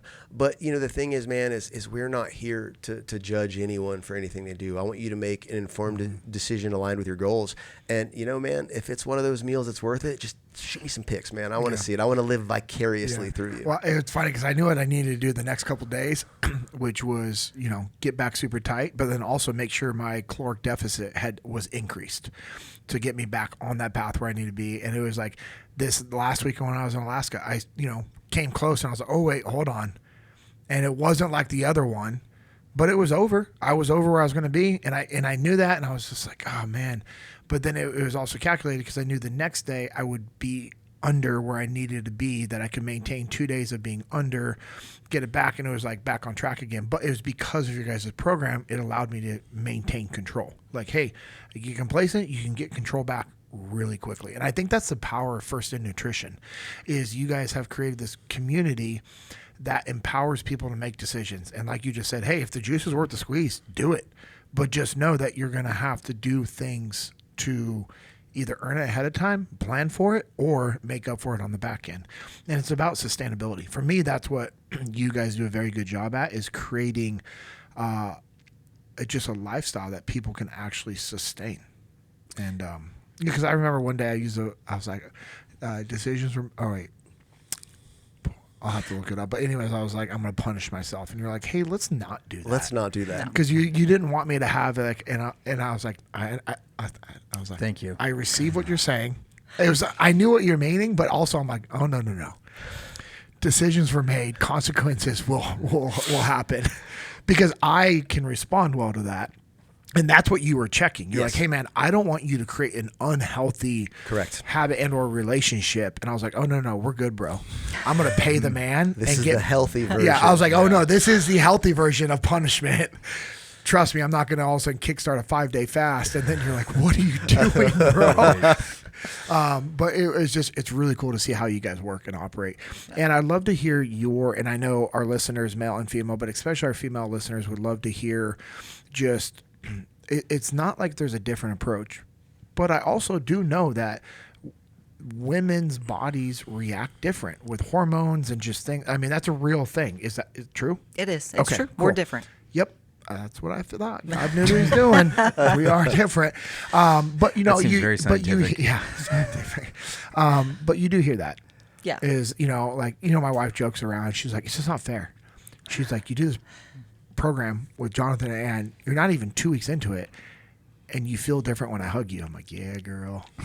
And she's like, if I tried it, I'm going to gain weight. And she's joking. She's clearly joking. But her jokes, there is some truth rooted in there that it is different and can be more difficult for women to be able to achieve what they're wanting. And what is your approach towards helping educate women and men, but mostly women? I would like to hear, and our listeners to hear, like, just your thought process towards having a healthy relationship with this. Yeah, women kind of got a raw deal on a lot of this because a lot of us grew up with body image issues, and we see, and I mean, back when I was young, it was get as thin as you can.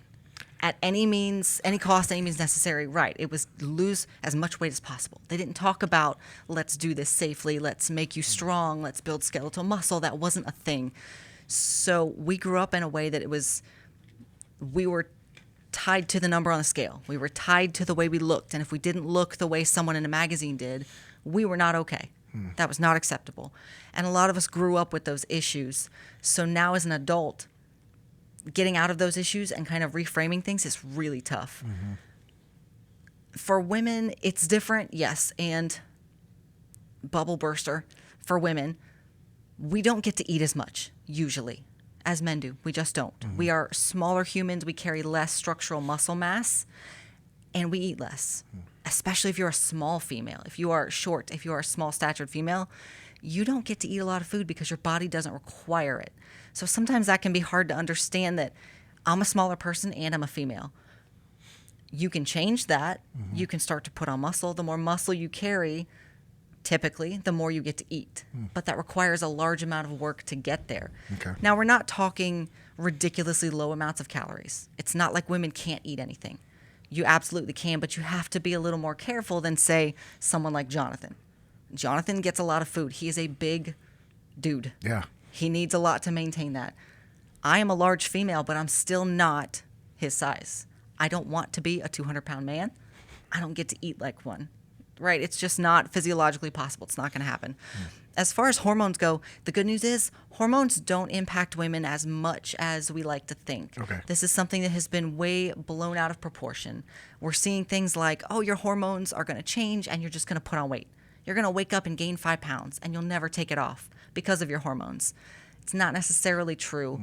Physiologically, your body doesn't change the way that it handles food, processes calories. What happens is you get tired. You move less, so you're not as active. Yes, things start to hurt. You can have joint pain, and you can have all kinds of other fun pains that women get as we go through different cycles. So things happen that make us not want to do the things we used to do. And emotionally, it can make us maybe not care as much. Hey, I'm kind of hurting. Hey, I'm kind of tired. Hey, I'm craving chocolate as a comfort food. So we go and we eat it because we want it.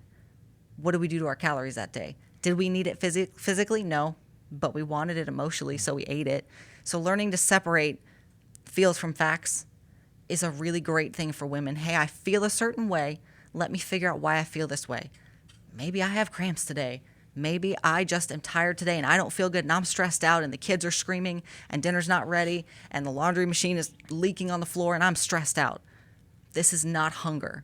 This is stress. It's stress or boredom or frustration or feelings. Factually, I don't need to eat. And this is where a plan comes in handy because I can see, here's where I'm at in my day. Here's what I'm feeling. These two don't match up. So I think for women especially, because we get all up in our feels and it's easy to. You get all stressed out and there's so many things going on and everybody needs something from you and you just want that relief and that comfort. we turn to food. It happens all the time. If you have a plan, you can go, okay, this is what my plan says I need. This is what I'm going to do. I'm not hungry. I'm stressed. These are my emotions. The other side of that is support. Women especially, I think, need to find a supportive community. Doesn't matter which community you find, but find one that is there for you on the days that you need them to be. Everybody thinks they can do it on their own. We got this. There were a lot of times you were not home. Yeah. And Amanda did all the things. She did it. And And it's great.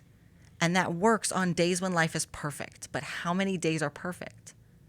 Realistically, not many. None. Not many. Right? That life doesn't fall apart and something's not happening. The days that are not perfect are the days you need people to be there. You need your coach. You need your community to go, hey, you're okay. You don't have it today. I have it. I got you. Let me help you on your path. That's a big one for women, is community. So yes, men and women are different in their needs, but not really for the reasons we think. It's not just hormones. It's not just because we're women. We're smaller people, but we deal with different things. Yeah. And we need different tools to help get through those things.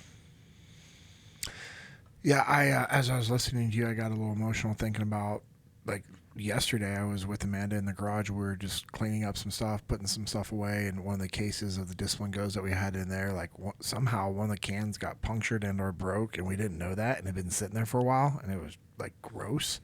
Then I was moving, I was like, oh, and she's like, and so now we're, like, having to clean up all the stuff that had, like, it was just disgusting. And she made the comment, and it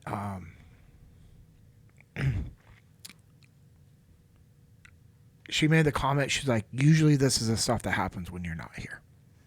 And I just, man, it hurt on the inside. She wasn't being rude. She wasn't intentionally trying to be like that at all. But it just was like, and she deals with so much stuff with me being gone.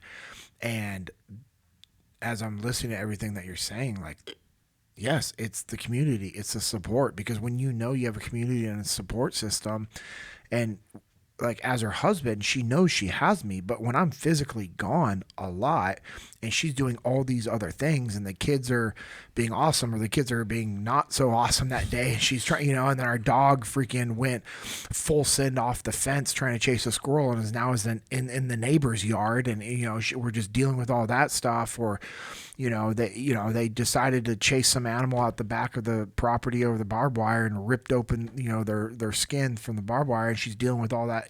There's all these things that she's always dealing with. And then if she doesn't have a good support system and or plan to follow, then it's really easy when it's just like, you know what, queso and wine sounds really good right now.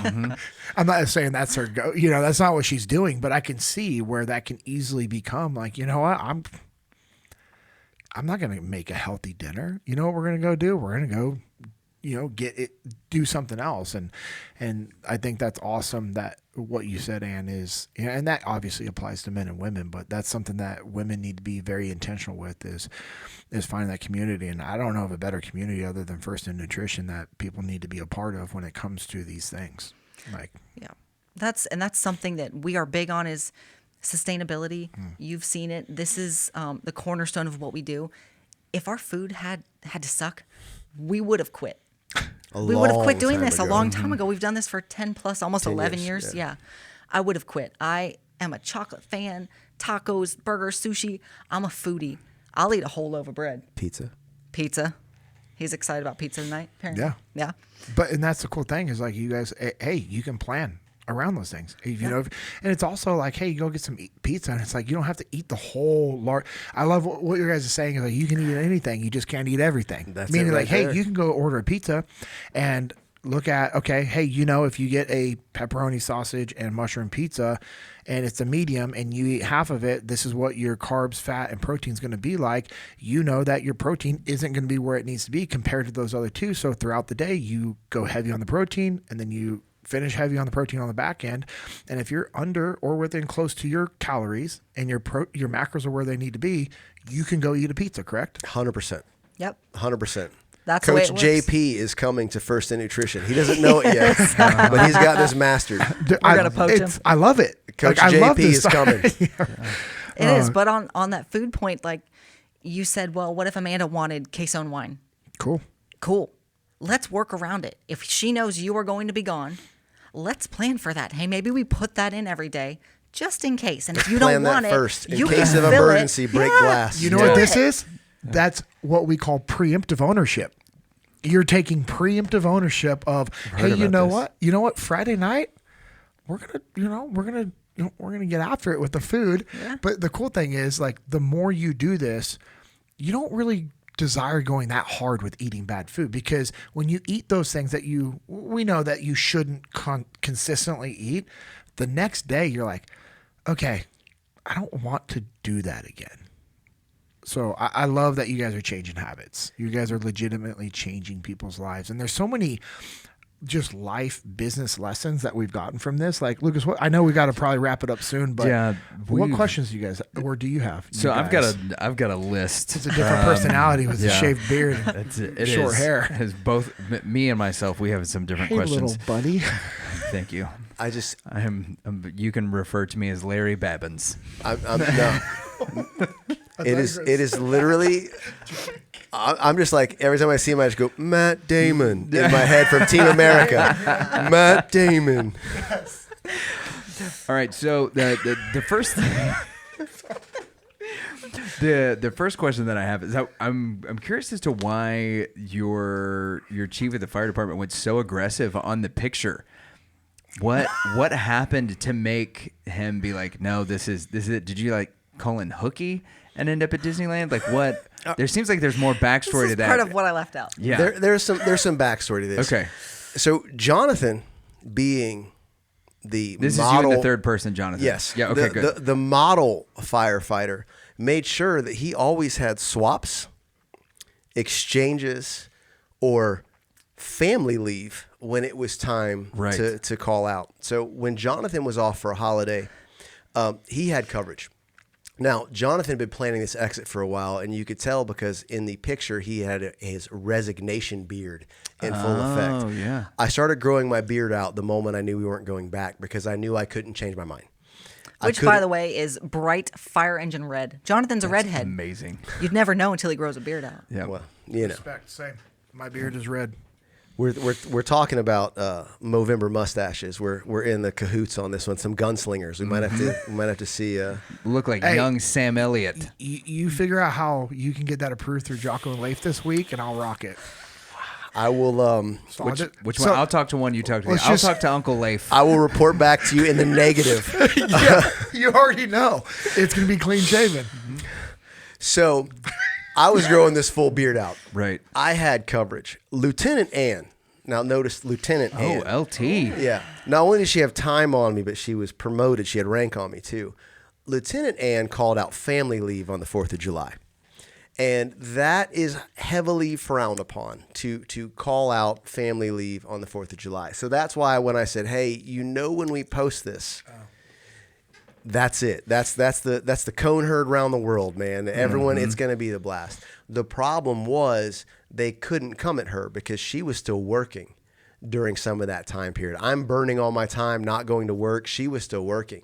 They could come after me because I had spent so much time off. And so what they tried to do was say, hey, man, the new captain that I'd never even worked a shift with in my station called me up and he said, hey, Chief's saying X, Y, and Z. They're saying you got to go take a fit for duty test. He goes, I don't know. I'm looking at your Facebook. You look pretty fit to me. He's like, but they're saying you got to do this, this, and this. I said, hey, man, don't worry about it. I said, I've got to take care of it. He's like, no, they sound serious. I said, no, don't worry about it. I'm going to put my 2 weeks in. And he's like, I don't think you have to do that. I said, dude, it's fine, Cap. I said, I got this. This is not news to me. I said, I'll have my 2 weeks in. Don't worry about it. I'm sorry you had to deal with this. Yeah. One of our battalion chiefs was apparently walking around. There was a picture of me. I was holding a yellow bike at the beach with my shirt off, and I had my big resignation beard and a big giant, sombrero on or whatever. And he had this picture printed out on his clipboard. And he was going around to the stations showing it to people. Like, can you believe this guy saying he's sick? And I'm not going to say his name. but he officiated our wedding. He was a very instrumental guy in my fire career. Not the guy with the picture. Not the guy with the No, no. picture. Yeah. The guy with the picture, the battalion chief came to him. He's like, "Do you see this?" And he goes, "Well, did anybody ask and see if he's okay?" And the chief goes, "Look at him. He's at the beach." And he goes, "Well, what if he has a sunburn?" And he just went to bat for me so hard because this chief ended up getting fired for unsat stuff. But this guy took my back and he goes, "Bro," he's like, "I wish you could have made it last longer. We were having such a good time because it was driving this guy insane." That's amazing. He goes, "I wish you would have made it last longer." He's like, "We're happy for you." Yeah. But it got made a big deal because there was an axe to grind with me. And when she did that, they kind of knew they could get me that way. Okay, that makes sense. The second thing is I want to reframe this idea that you guys aren't good business people. Yeah, I don't. Right? And so here's why I want to reframe it is because as a person who's worked in several different industries, right? One of the most difficult things that we come up against, not just in the hiring process, but also when it comes to our clientele, is are they a culture fit? Because nothing is more taxing on a coach or a sales guy than a client that's a terrible culture fit for your organization. And I actually think that your program is something that other people could use to educate themselves on, because you make sure that the people that are part of the First In family are good culture fits before you commit to them and that they make a full commitment to you. Now, you can't weed out every bad apple every time, but this idea of we're going to verify that they're the right culture fit before they come into our organization has to not only continue to give you guys juice and energy to be able to do it, but encourage everyone else that's involved in the First In family. But your other coaches know what they're getting into. Like, these people have been through the process. They've been vetted. They're a good culture fit as a client for our team to work with. Then that's kind of brilliant in the way that you guys have structured your company to be able to do that. Because I know in many of the organizations that I worked with, we didn't have that opportunity. When I worked for Merrill Lynch, we didn't have a chance to vet all the people that wanted to come in and invest with us. We just had to sit down at the table with whatever up was given to us and then work on selling and talk to them about, what their portfolios and things were going to look like. And 90% of the time, they were terrible fits for our group. They may have made really wonderful business decisions, but for what our group's goals were, what we were trying to do, how we were trying to help people, they were awful for us. And so most of those clients ended up with other advisors or at other firms. This making sure they're a good culture fit for your organization before you let them in is kind of a brilliant tactic versus being a bad business decision. So I really dig that. I think it's a very cool thing that you guys have done. I think when we say that, some of it's tongue in cheek, of course, sure. but also a lot of it is the fact that just being in conventional business and being profit motivated, it doesn't mean as much to us as building a family. Yeah. Our motto is simple. It's family first. But what people don't know about that is there's layers to that. And the first layer is our team. If it's going to negatively impact our team, we don't do it. The next layer is if it negatively impacts members of the family, we won't do it. And the third layer is if it negatively impacts a future member of the family, someone that's not there yet, we don't make that decision. And just having that simple heuristic, we can solve a lot of problems before they become problems. But, a lot of this we've learned by making mistakes. We've made mistakes. I've made mistakes. I've put people in positions they weren't ready for. Yeah. We've had someone, I was telling Leif and Jocko this at an event. We had a coach who wasn't a good fit for us. They were fine for a little bit, but we started shifting in directions. And, they came to us straight up, point blank, and said, "Hey, I don't think I'm down with this extreme ownership stuff." And Ann and I went, "We know." Like, we see it. We see your trackers every week. We also believe you're not down with this. We see you're not down with it, but I believe you. Yeah, we believe you, and that's fine, but we are. Yeah. And so if this is the direction you're not willing to take and you don't want to take ownership of X, Y, and Z, how do you feel you can be in a position to guide members when you're not doing it yourself? You're the exact opposite of what this culture is. Our whole thing is we're walking the walk with you. You're not. Yeah. And so we've learned lessons the hard way, and I've made mistakes. I'm just going to try not to repeat them. Yeah. So I got two last quick hitters. The first one is, Ann, what's your arm workout? Because I got some serious work that I need to do. Whenever I met you guys before y'all came on air, we were talking in the studio and shook your hand, and I was like, I'm so disappointed. Those feels are real, man. Yeah, no joke. And it seems like every picture you always have the angle. So give us the quick Anne Montgomery arm workout. This is going to be super disappointing, so I'm sorry ahead of time. I don't work a lot of arms. I get to work. Genetics. I get to work biceps once a week, Right. with curls, because my coach loves me and he thinks it's fun to give me something every now and then that I enjoy. Right. Everything else is torture. But I spent a lot of time doing powerlifting.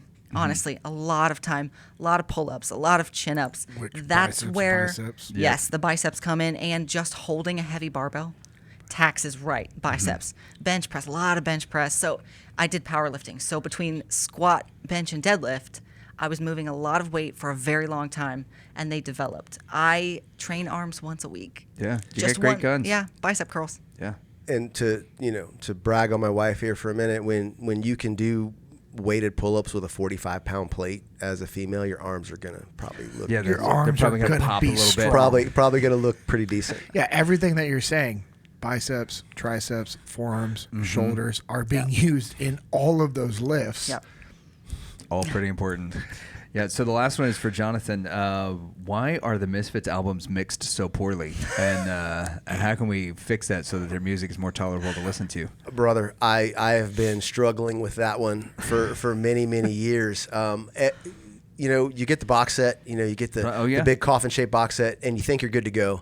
And then from one song to the next, it's like, what happened with this mix, and who put that organ in there, and who thought that was a good idea? So much so that, like, it's almost blasphemy what I'm about to say, but I like some of the Michael Graves stuff because at least they knew how to mix. There are some gems out there that unfortunately the local bar band covers better than they sound on the original recordings. Absolutely. And it's just rough, man. Sometimes it breaks your heart, but the cool thing is once you've kind of put them all in here, you just hear them the way you want to hear them. Yeah. Like when I'm listening to Hollywood Babylon, it does not sound like it sounds sonically. Yeah. It sounds so good up in here. So I think that's the best we can do is just play our own Misfits in our mind. And hope that'll fix it. Hope one day that Uncle Glenn decides that him and Jerry can reconcile and maybe do a re-recording. But I don't know. Yeah, or I don't know. just get those original tracks and get them remixed by somebody other than your Lyft driver. Oh my goodness, man! Definitely, whoever mixed those early recordings and even some of the later ones definitely was imbibing. Yes. I would say, No doubt. rough stuff. They were glassing, as we learned earlier. A few different uses for that term. All right, I'm going to close it out with some final thoughts, but I would like, as we close it out, I'll have each of you share just a final closing thought just for our listeners. Again, thank you for making this a priority. I know full day of travel here for the muster. There's a lot that you guys have going on, and I just want to say thank you for making this a priority. I was fired up that we were able to do this. We also want to thank all of our listeners and supporters that just support us by listening, sharing, subscribing. Everyone subscribed to the YouTube channel. That helps us out. Every time you guys make a social media post and you copy and paste the link from this, whether it's for the iTunes link, the Spotify link, the YouTube link, and you post it to where somebody can click on it, like in your story, that's huge. It helps us out a lot. Boost that algorithm. Yeah, man. So we just want to... evil algorithm. We can make it a good one. We can. We're and fighting against it. But... thank you for that. And that way also, if you're subscribed on YouTube, you get notified when the YouTube exclusive episodes come out. Yeah. If you want to follow us on social media, I am at JP Dinnell, 2 N's, 2 L's. Lucas is at Lucas Pinkard. That's Lucaspinckard. And then make sure you're following First in Nutrition. It's at First in Nutrition. And then Jonathan is at Jonathan. I'm just going to spell this out, actually. So at JONATHANMNTGMRY. I'm willing to bet there's another Jonathan Montgomery out there that had the full spelling. So you guys, I like what you did. You abbreviated it. That and Twitter. Character limit. There's a character limit on your name on Twitter. Yes. We can't even be First in Nutrition. It's First in Nutritio. Wow. You guys are Italian on Twitter. You'll also see we've never tweeted once. Never. We've never X'd. Never tweeted or X'd. All right, got it. So if you want to follow Anne, it's going to be JONNEMNTGMRY. Make sure you're also following Echelon Front on social media. We are at Echelon Front. Our website is echelonfront.com. Hope to see you guys at a future event. We have the muster coming up this week. It's going to be awesome. When you guys hear this, we will actually be sitting in at the muster, finishing up the week of the muster. This comes out next Friday, or I guess this Friday. I should be saying. And we'll be listening to lectures, which she hates. Yeah, I know. The Echelon Front lectures are different. Yeah, that's smart to say that now. Also, make sure you guys check out Jesus and Jiu-Jitsu. It's a ministry I'm a part of. On social media, it's at Jesus and Jiu-Jitsu _USA. Our website is JesusandJujitsuUSA.com. You can check out the merch that we have. We have a podcast. Episodes come out every Tuesday. Isaac, Josh, Steven, and myself started that ministry. I know Isaac has been, just been awesome. Him and Lucas recording a lot of episodes recently since Josh and myself have been out of town. Steven's got a bunch of different work priorities that have been shifting around. So we appreciate you guys supporting the ministry, listening to the podcast. We have live events about every 4 to 6 weeks. Next one's big. Next one's big. We're going to be down in Dripping Springs at Stoic Jiu-Jitsu, which is Leif's Jiu-Jitsu gym that he's a partner with Marcus and Lacey. And the expert is going to be Tim Kennedy. You ever heard of her? Teaching. Yeah. Wow. Never heard of her.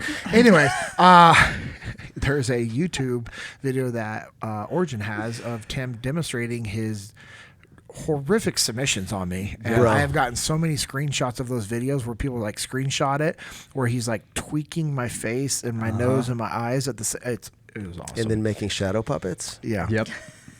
Yeah, I know. Nothing demoralizing about that. He's a unique human being. And I say that in the most positive way ever. For sure. You have to. Yeah. I have no choice. Mandated. Watching me now. Anyways, also a partner of a Texas beef company called Little Cattle Co. Get that beef. Yeah, dog. Website is littlecattle.co. We can deliver anywhere in the lower 48 states. We are a custom order beef company that allows you to order exactly what you need each time based off the needs of your family. We have a ground beef subscription plan that's pretty popular. I know Lucas is on that. We have a handful of people that are on it. We also have our beef tallow products, include the body butter, beef tallow cream, lip balm. The feedback we get on those has been awesome. Those products are it's great. It's what your body actually needs. Also, we have our beef sticks. So good. Best tasting beef sticks out there on the market because of how fresh they are. I know there's a lot of really good beef sticks out there, a lot of really good other companies. I know that. I will put ours up against theirs because of how fresh they are. Just regularly rolling through them. Every time we get them, they sell out. We also have a wholesaler program for the beef sticks and their beef tallow products. So we're actually in a store here in the Fort Worth area with the beef tallow products. James's gym is a carrier of our beef sticks. And so if you want to be a part of the wholesale product or learn more about it, you can send an email to amanda@littlecattle.co. Also, with the holidays coming up, if you want to send your customers, clients, friends, family, a custom beef package from us or beef tallow products or beef sticks, send us an email. We'll get you guys taken care of.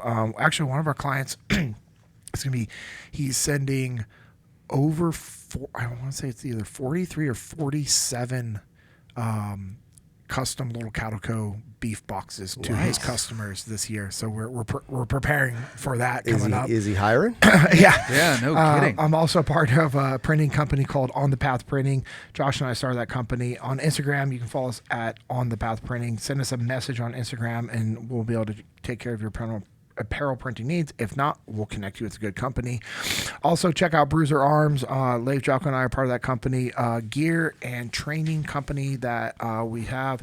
The gear packages that we have at Bruiser Arms are absolutely incredible. Absolutely incredible. I know. I can't even look at him.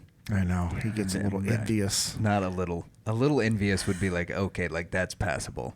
This is I'm entering into sin by watching your Instagram posts, so I've got to stop it. So send us a message if you want to get some information on the gear that we have that we provide through Bruiser Arms, and also if you want a custom training, we can create a custom firearms training for you where we can come to you, you can come to us. It's whatever you guys want. Also, lastly, want to thank Origin and Jocko Fuel for all the support that they've given over the years. Go go to originusa.com, go to jockofuel.com to check out the two companies. Origin is a 100% American-made manufacturing company. Started off doing the Jiu-Jitsu gis, the rash guards, and then partnered up with Jocko, and now they're doing everything. They have 100% Flannels? American-made hunt line. They have the flannels, the different types of pants, the boots, the belt. I mean, everything. And they're getting ready to launch their Jiu-Jitsu belts. Saw that. That's going to be awesome. Already sent a message to John Milan. Let me know when they come out. I'm Yeah. excited about I can't the wait. Jiu-Jitsu belts. I cannot also, wait. did you know the flannels is 20% more testosterone as soon as you get one of the flannels? Well, they sold out within That's why. that. Yeah. Yeah, I tried to get on Saves there your and it insurance sold money. out. I was like, dang it. And Josh is funny. He sent me a screenshot of it being sold out as well. He's like, bro. Yeah. I'm like, that's awesome. I was gonna send Pete a message like, would you guys like make 19 of these so they could sell out in 30 seconds? But what's crazy is they made a couple thousand Oh, of yeah. them and they sold out super quick. So They hey, look so good. Yep. I think your HSA, because of the health benefits, will actually provide some for the flannels. you're ridiculous. Jonathan, Ann, what closing thoughts do you guys have? I think the biggest thought I can give is if you don't take care of yourself, you will never be able to take care of everyone else. Amen. Yeah, one of the things that we like to say is the people that depend on you the most deserve you at your best. And if you're not actively working on becoming the best version of yourself, you can't give your best to anybody else. And, it doesn't have to be with First In. If you think what we've said today resonates with you, you want to try it out, you want to check us out, we'd love to have you in the family. But if it's not with us, make sure it's with someone. Time's counting down for us all. It's finite. And any more moments you spend not living your best life are moments you can't get back. Yeah. What's the best way for them to get a hold of you guys? Our socials at First In Nutrition. Okay. Best way to do it. All roads, all emails lead to us. So if you email us on our website, support@firstinnutrition.com, hit us on a DM, whatever, we'll be there to respond to it. And if anybody wants to see what we do, reach out to us, let us know. That's awesome. Well, I just want to, again, thank you guys for this episode. There's been a lot that I was able to pull from it. And for all of our listeners, I hope this episode has been a reminder for you to go out there, do the work that's needed, and to never settle. This has been the JP Dinnell Podcast, episode 56.